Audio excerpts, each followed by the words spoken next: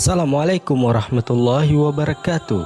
Dulu kita sering belajar di sekolah-sekolah tentang penemuan sebuah negara yang kini disebut sebagai negara adidaya, yakni Amerika. Alkisah dijelaskan, dahulu pada tahun 1492 Masehi, diutuslah seorang pelayar yang sangat dikenal dalam sejarah yang bernama Christopher Columbus untuk menemukan rempah-rempah, karena saat itu rempah-rempah sangat mahal di Eropa, khususnya Spanyol. Dalam pelayarannya, ia terkejut melihat sebuah pulau yang ia menyangka sebagai India atau daratan Asia. Karena itulah ia menamakan penduduk pulau itu Indian, atas keyakinannya bahwa ia telah sampai di India dan penduduknya berkulit kemerah-merahan. Padahal Columbus telah singgah ke pulau yang belum pernah ia kenali. Hingga beberapa tahun kemudian datanglah seorang pelaut setelahnya yang singgah di pulau ini yang bernama Amerigo Vespucci. Dan kelak pulau ini pun dinamai Amerika, diambil dari namanya Amerigo, dan selesailah sejarahnya. Namun ketidakpuasan para peneliti sejarah pun membuahkan hasil. Mereka pun mengungkap sebuah pelajaran yang disembunyikan dari dunia, khususnya kita umat Islam. Padahal Columbus sudah mengetahui keberadaan pulau tersebut, dan ia sadar akan keberadaan kaum muslimin di pulau itu. Oleh karena itulah, atas dukungan sang penguasa Spanyol, yakni Isabella, yang merupakan ikon wanita yang dikenal dengan kekejiannya terhadap kaum muslimin. Bahkan, ia sengaja menugaskan Columbus untuk berlayar ke benua Amerika dengan tujuan menghilangkan peradaban Islam di sana, di sebuah ruangan istana Alhambra, yang kini ruangan tersebut sudah menjadi objek wisata dunia oleh pemerintahan Spanyol.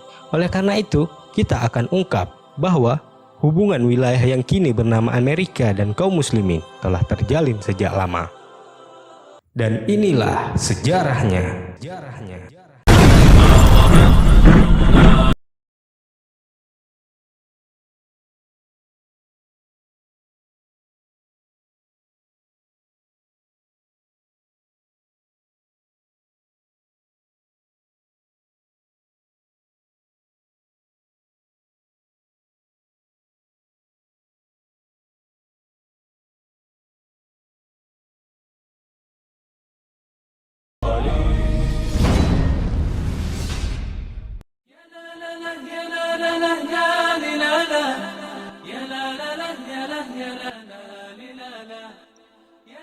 Pada masa pemerintahan Umar bin Khattab radhiyallahu anhu, terdapat seorang ulama tabi'in yang bernama Amir bin Syurahbil al-Humairi, atau lebih dikenal dengan Imam Asy-Sya'bi. Imam Asy-Sya'bi pernah menunjukkan sesuatu yang sangat mengejutkan. Disebutkan dalam kitab Al-Hajj ala Tijarah was Sina'ah wal A'mal, karangan Abu Bakar Al-Khalal. Imam Asy-Sya'bi rahimahullah berkata, sesungguhnya Allah memiliki sekumpulan hamba di seberang Andalusia atau Spanyol. Jarak antara mereka ke Andalusia seperti jarak kita, Kufah atau Irak, ke Andalusia atau Spanyol. Mereka menganggap bahwa tiada satu makhluk pun yang bermaksiat kepada Allah. Kerikil mereka adalah permata, gunung-gunung mereka adalah emas dan perak. Mereka tidak bercocok tanam dan berladang. Ada sebuah pohon berbuah di setiap rumah mereka, itulah makanan mereka.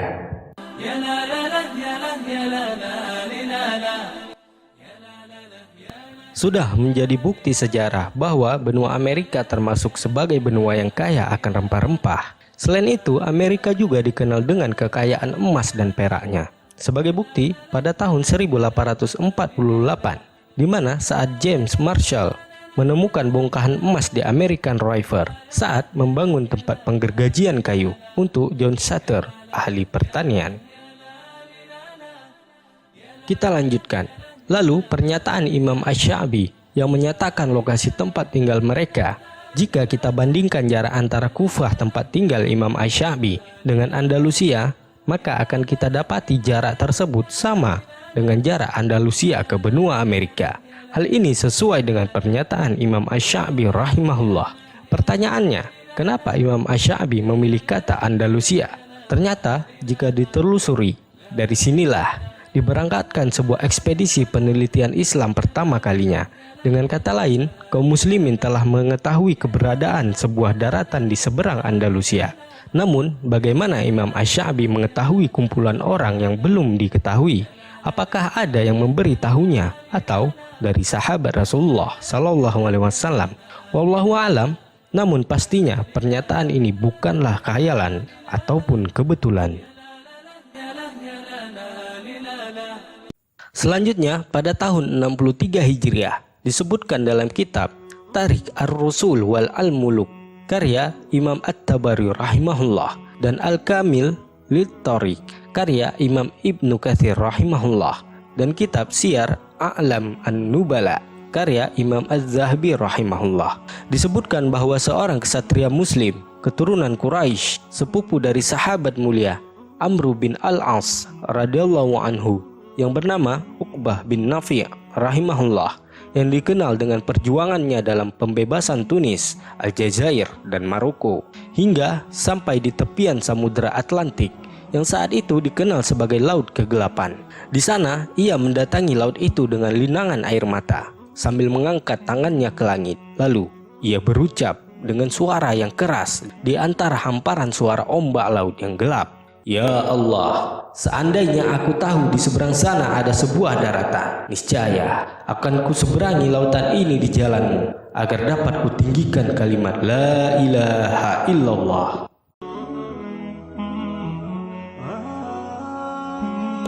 Hal ini membuktikan telah ada niat dari hati yang paling dalam untuk menyebarkan kalimat tauhid ini ke penjuru dunia. Hingga pada abad ketiga Hijriah, berangkatlah seorang sejarawan muslim terkenal, Abul Hasan Ibnu Ali Al-Mas'udi, dalam kitabnya Murud Az-Zahab wa Ma'adin Al-Jauhar. Dikisahkan seorang petualang dari Cordoba yang bernama Al-Kashkash bin Sa'id Ibnul Aswad telah menyeberangi laut kegelapan tersebut bersama sekelompok rekannya hingga mereka sampai di daratan di seberang laut kegelapan, tidak lain adalah Samudra Atlantik, dan beliau kembali pada tahun 889 Masehi. Sekembalinya dari perjalanan tersebut, Al-Kashkash menceritakan bahwa ia mendapati sekumpulan penduduk di daratan tersebut. Dijelaskan pada abad ke-6 Hijriah, seorang ahli geografi muslim yang bernama Abu Abdillah Muhammad Al-Idrisi Al-Hashimi Al-Qurashi atau lebih dikenal dengan sebutan Al-Idrisi membuat peta dunia pada tahun 1154 Masehi. Peta ini dibuat berdasarkan mode bola dunia yang membuktikan umat muslim mengetahui bahwa bumi itu bulat sebelum teknologi modern membuktikannya. Mungkin sebagian dari kita pernah melihat model peta yang seperti ini.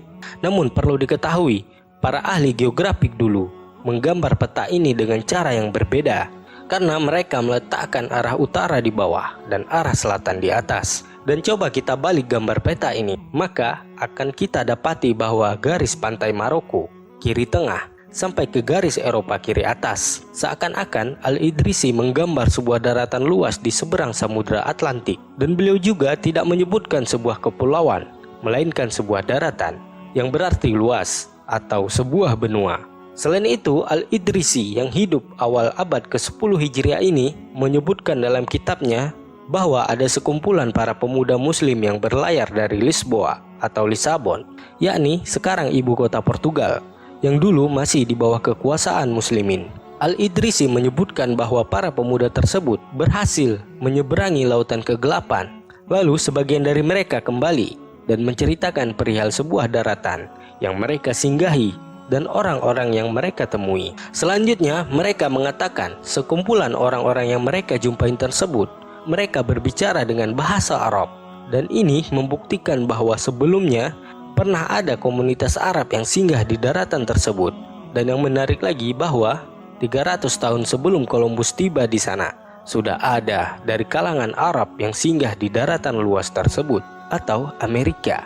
Jika kita lihat dari peristiwa ini dan berikut penjelasannya, maka dapat kita simpulkan bahwa mereka telah sampai di Kepulauan Karibia, tepatnya di Kepulauan Kuba dan Hispaniola.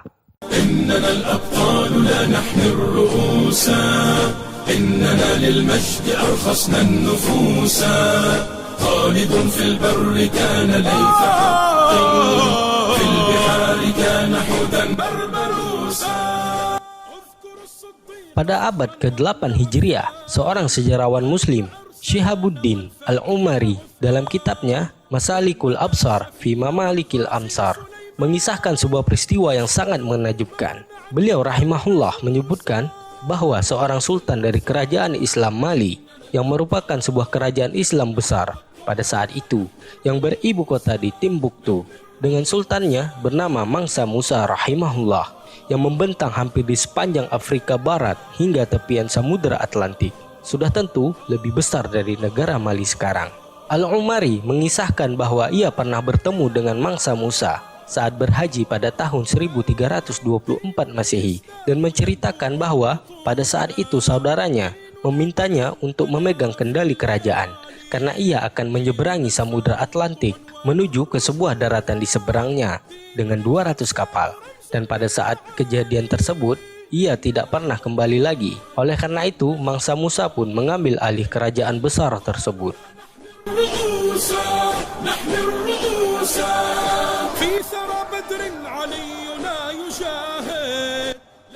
Menjadi sebuah pertanyaan, siapakah raja tersebut? Didapatilah bahwa raja tersebut bernama Abu Bakar bin Muhammad atau Abu Bakar II. Beliau adalah mangsa atau raja ke-9 kerajaan Mali. Raja ini meninggalkan kerajaannya dan pergi ke sebuah wilayah yang ia belum pernah mengetahuinya dengan 200 kapal pada tahun 1311 Masehi. Hal ini tidak lain ia lakukan hanya untuk menyebarkan agama Allah. Inilah catatan yang ditulis oleh Al-Umari saat berjumpa dengan Mangsa Musa, seperti yang sudah kita jelaskan di atas. Bahkan dari sejarah Mali ini pula terungkap sebuah fakta sejarah yang disembunyikan, yakni kebesaran dan kesuksesan sebuah kerajaan, ya kerajaan Mali, yang kini dipelintir sejarahnya sebagai negara terbelakang, dan Perancislah yang membawa peradaban di sana.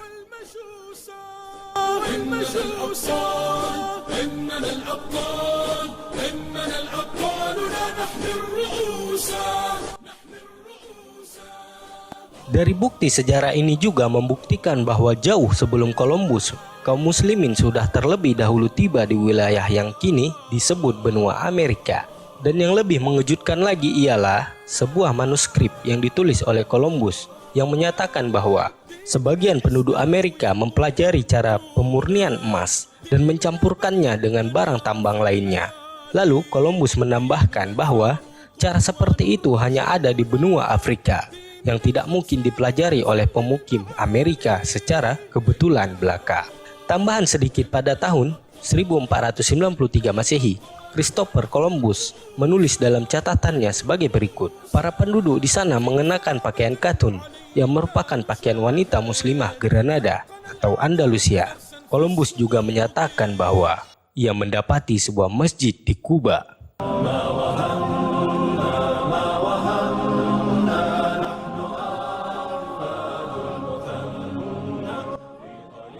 Kali ini kita akan mengungkapkan pendapat seorang peneliti sejarah Eropa, seorang peneliti asal Meksiko yang bernama Manuel Orozco Epiro.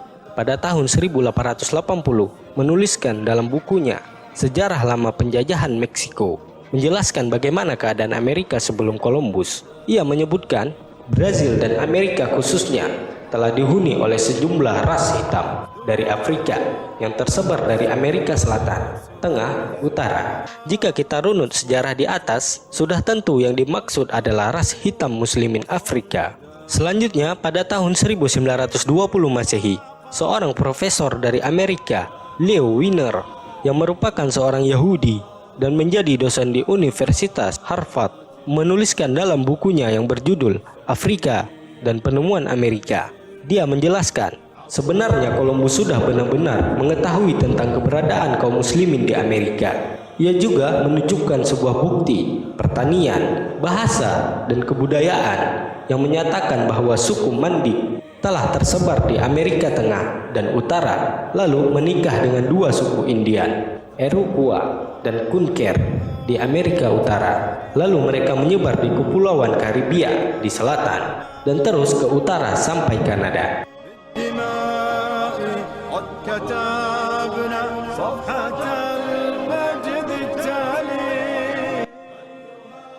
Selanjutnya ialah bukti yang didapat pada tahun 2000 Masehi. Seorang wanita yang bernama Luisa Isabel Alvarez de Toledo. Ia adalah seorang bangsawan kota Sidonia, Spanyol. Dikisahkan pada saat itu sedang merenovasi salah satu istana peninggalan keluarganya. Secara kebetulan, ia menemukan sekumpulan dokumen Islam yang berbahasa Arab yang berasal dari Muslimin Andalusia. Dalam dokumen ini ternyata memuat penjabaran keadaan Amerika lengkap dengan umat Islam di sana. Sejarahnya, dokumen ini disembunyikan oleh para pendahulunya yang merupakan seorang pejabat dan jenderal satuan militer Spanyol. Namun, Isabel merasa khawatir dokumen ini akan dibakar selepas kematiannya.